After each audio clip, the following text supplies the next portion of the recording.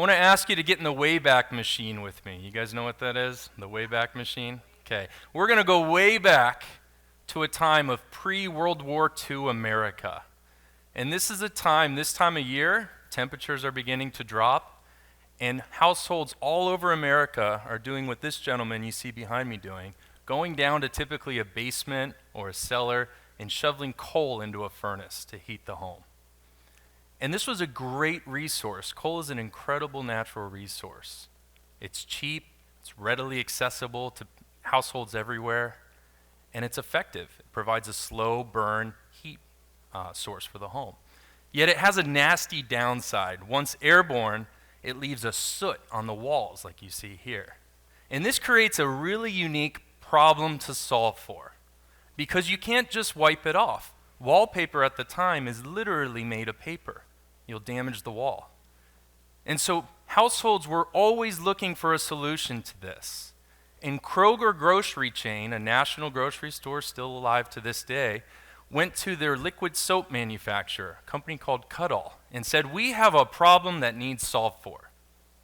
Is there something you could do? We get asked all the time and we have nothing on our shelves. We need a solution that's not liquid-based, is safe to touch, won't put new stains on the wall, and won't crumble up in your hands." And Cuddall said that's a great problem to solve for. And they took one of their soap products, mixed it with a compound of flour, salt, and water, and produced this here, Cuddall Wall Cleaner. This became an overnight success and was quickly found in every household in America. Everyone was happy. So now we're going to jump ahead about 2 decades in the Wayback Machine. Times have changed. Sales had significantly declined. The market had shifted. And 2 reasons really drove this. Post-World War II America, coal furnaces had now been replaced by the advent of natural gas. So the root cause of the problem was disappearing. And for homes still burning coal, they now had something called vinyl wallpaper. Very durable, could just wipe it off. So no root cause and no need for this specialty product. The Cuddall management team is sitting around thinking one day, what are we going to do? How are we going to save Cuddall wall cleaning compound? And one of the executives there said, "You know, my sister-in-law shared something with me the other day. She's a nursery school teacher, and she says they're finding our product popping up in more and more of the classrooms." Cuddall says, "Well, that's interesting. I don't think kids are doing a lot of coal burning in furnaces. Let's go look into it." So this insight drove a lot of inquiry and action. And what they found is their product was solving a very different problem for customers. The teachers said it's safe to touch, doesn't leave stains on your hand, non-toxic, it's malleable. This is solving a problem where a lot of our old modeling clay would just fall apart in the kids' hands, and they really like this. Cuddall moved on that insight and almost overnight rebranded into what everyone in this room is familiar with, a product called Play-Doh. And this went on to drive hundreds of millions of dollars in sales, thousands of line extensions. You probably have this under your kitchen sink and tucked in the sofa cushions at home right now. I know I do. And this is one of my favorite stories in innovation because it highlights a number of key takeaways I want to leave you with to help progress your ideas forward in market. My name's Adam Szaronos. I'm the CEO for a global med device company located here in Texas. And with my teams and in my career, I've had this distinct privilege to be a part of 45 different medical technology launches, bringing new solutions to market. I'd love to say they were all successes. Some went on to have great impact. However, I'm also here to tell you I have made every freaking mistake imaginable when bringing ideas to market. This is a hard space. Thousands of decisions, partially available information at best, years of process, lots of people involved. Mistakes will be made. But as I was starting to reflect on some of the successes and failures, these questions started to really keep me awake at night. I really needed answers to this. Why is it some products seem to just perfectly evolve, like the Cuddall, the Play-Doh story, and just nail that sweet spot in market? Why do others seem to die quickly or never even take off? Is it dumb luck? Is it timing? Really what I was looking for was a framework. Help me find an objective, more scientific lens to view this idea of innovation through and think about actions and evaluate them. And these questions ultimately led me to where many would consider one of the epicenters of innovation, MIT, where I spent a few years in a master's program studying these concepts and trying to take away from some of the world's best case studies, successes and failures, and understand my own success and failures in this space called innovation, and thinking about those differently. And that's what I want to share with you today. There's 3 points, 3 key principles to this framework that I hope you leave with. The first, I'd like to convince you of adopting a different definition of this buzzword called innovation. Second, I want to share with you a process for thinking differently about how to move forward, one step at a time. And last but not least, we will make mistakes. The importance of staying humble and having good feedback mechanisms in place along the way. So to start, innovation, I want to convince you, is not a physical thing. It's not the gadget in your pocket. It's not the device on a laboratory or garage shelf somewhere. Innovation is the flow of the idea itself, with 2 distinct beginning and end points. If you're here today with an idea, congratulations, you're already in the innovation process. So it starts with the idea. Hopefully you have an idea, you're already in the process, but it doesn't end when the product's developed. It doesn't end when the commercial launch date arrives. It doesn't make the first $1 million. It's going to end when it's having positive impact somewhere in market. If that idea is not having positive impact, it's not an innovation. And thinking about it this way does a couple of things. It forces you into a process mindset. It's not a physical thing. It's not job done when the thing is built. But also this idea of pursuit of impact keeps you in a process where you're trying to optimize. Can we do it better? Imagine if Cuddle Wall Cleaner had stopped at taking soot off the walls. They were looking for new ways for impact. So with this mindset in place, the question is, well, where do I go next? I got an idea. The old way of thinking of advancing ideas might sound like this. You recognize a problem to solve for. Let's say you realize your neighbor is consistently late to work. And you say, what if I were to invent something called an automobile? I could spend 10 years building this, gain hundreds of millions of dollars in investments, and I'll build the wheels, the axis, the chassis, and then eventually we'll have an automobile she can ride with. And I hope my assumptions are right. A decade from now, we'll find out, right or wrong. The new way of thinking about it is a little bit different. It might sound like this. My neighbor's consistently late to work. My core underlying belief, if I could somehow incorporate a wheel, that might solve a problem for her. I'll go down to the garage, put a couple wheels on a plywood piece, and give her a skateboard. That evening, go by, ask her how it went. She says, well, it was absolutely faster. It's a little wobbly, hard to control. Okay, what if I put a handlebar on it? Give her a scooter the next day. She goes to work, she says, is there a way I can get more leverage, get even more speed out of this? Well, what if we put a bicycle pedal on it? What if we added an engine? She wants to bring her friend. So you see the incremental process may end up in a similar looking result. The difference is you're in market immediately validating core assumptions that may be underlining your idea. You're not waiting a decade. You're not gaining millions of dollars in investment to hope that you can go test these things. You can do this in the next 48 hours with your idea. And the way to do it is as follows. It always starts with, do you know what fundamental problem you're trying to solve for beneath the surface? The problem you're solving for is not designing an automobile. The problem you're solving for is getting your neighbor to work faster. It starts with that. The second question you ask yourself is, what's the most basic assumption to my belief about how that problem might be solved? The most basic core assumption I'd have to prove to myself or others to go to the next step.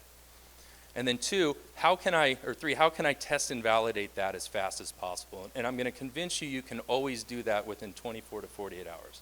It doesn't cost you anything to go to a mall with a clipboard. It doesn't cost you anything to throw a couple components together in a garage, to get a sketch of something and start getting feedback. So as you're gaining that feedback, I'm a data nerd. I love data, not because of numbers. I'm not great with numbers. I love the insights that can come from them. And when you collect feedback in this process on your idea, you're going to start to build a distribution curve, right? The standard bell curve that looks something like this.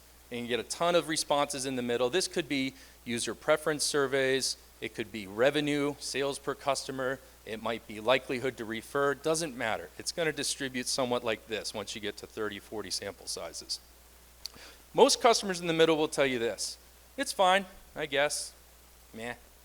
Might be interesting, not very actionable. I want to convince you to not fall into the trap of looking at averages. Averages will kill a lot of good potential innovations and it'll keep them from growing. As an example, if I ask you to put one hand in a pot of dry ice and the other hand in a cauldron of boiling water, congratulations, you're at a comfortable 60 degrees on average, right? All of us can see how ridiculous that is. Yet when it comes to data, we're so quick to jump to the average and say, what's the insight in the average? And it's masking the truth. Where I want you to spend your time is on the tails. What's going on far left of center? What's going on far right of center? To the far left, look for the customers or the feedback that's declining. Who used to use you and doesn't anymore? Where are sales dropping? Who says, I thought it was interesting, but once I put it in my hands, this doesn't really address my problem? Do you know why? Right of center, who's saying, I love this? Your 5-star Amazon reviews. Which segments surprise you? Is there anyone using it? Nursery school teachers for kids. They're not shoveling coal. That's an insight. Go look into that. So I encourage you to focus on the tails. The mean won't mean a thing if you're looking for insights. It's just a data point. And last but not least, this is arguably the hardest part as an innovator. You are not your idea. I'll let that sink in, because a lot of us invest a lot of blood, sweat, and tears in our ideas. Ego has arguably, I believe, I don't have data on this, probably killed more potentially world-changing ideas than anything else I could share with you today.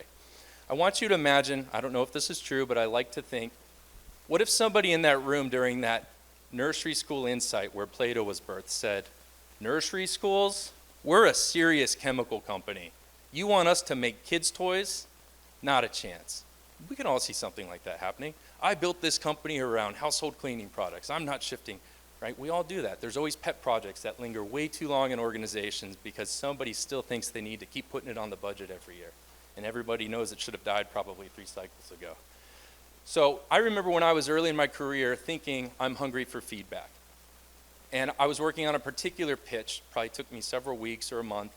And I went into that meeting and I came out and I turned to my manager and I said, that went awesome, don't you think, right? And I told myself I was asking for feedback, but really what I was asking for, my heart, the intention behind that, I was looking for validation. And I want to convince you as you bring your idea forward to recognize the critical difference between seeking feedback and seeking validation. Feedback will progress your idea to impact. Validation might make you feel better, but they can't serve the same purpose. You got to choose one. And there's not anything wrong with that. There's times we all need validation, but as an innovator, the ability to take your concept, put it on the table, and objectively be willing to take it apart, invite criticism, even kill the idea if necessary. That's the detachment you have to have for that to get the nourishment it needs to grow. One concept I want to share with you, if I were to ask this room emotionally, how does the term positive feedback register with you, or negative feedback, right? We all love performance reviews, right? Or for students, maybe sit down with the professor at the end of a semester. If somebody says, I have some positive feedback to share with you, what emotions come to the surface? Probably excitement, validation, feelings of happiness. When somebody says, sit down, we've got to share some negative feedback with you, what emotions come to mind? Maybe defensiveness, maybe anger, maybe how quickly can I get out of here, right? But if I were to ask that same exact question to an engineer, they would say the question doesn't make sense. There's no emotions tied to positive and negative feedback. One's not good or bad. And I want you to think like an engineer, like you see over here. This is a drastically simplified engineering model. This might be a system you're designing for a cruise control on a car, or the coal analogy, think about designing a thermostat for your house. You're going to have a series of controls and inputs, temperature reading, the AC, the furnace. It's going to go through the system to deliver an output. You want your home to be 80 degrees. It's cold outside. And immediately that system has 2 parallel paths, one to bring positive, or what's known as reinforcing feedback, back to the controls, and another path to bring negative or correcting feedback back to the controls. And it's critical that you have both. A system without negative feedback, or where the negative feedback is too delayed, will actually implode. It will just keep reinforcing the same wrong behaviors even when they're no longer applicable, when the market has changed. So I want you to think like an engineer, and it needs to be fast. You can't learn to hit a golf ball if you hit it and then find out in 6 months if it was a slice. You need instantaneous feedback. So as an innovator, I want to challenge you as you build this idea from the next step to the next. What are my rapid mechanisms for positive reinforcement and negative constructing, correcting feedback I need to make sure this is adapting in real time? So in summary, I hope whether that idea you brought today, maybe for a lemonade stand to a new biotech company or something anywhere in between, I hope a couple of actionable takeaways here will help you move that idea forward. Whether it's thinking differently about innovation as a process, the flow of that idea, rather than the product itself you might get attached to, whether it's the process for how to move from the idea on the next step and the next toward eventual impact, or just the recognition that this is hard what we do and you're going to make mistakes. It's okay. Be humble. Be vulnerable. The world has a lot of problems right now. We can all see that, which means the world needs problem solvers. It needs people who are passionate about this process of innovation and progressing ideas forward to impact. I know you can do it. I just ask, be courageous and take the next step. Thank you.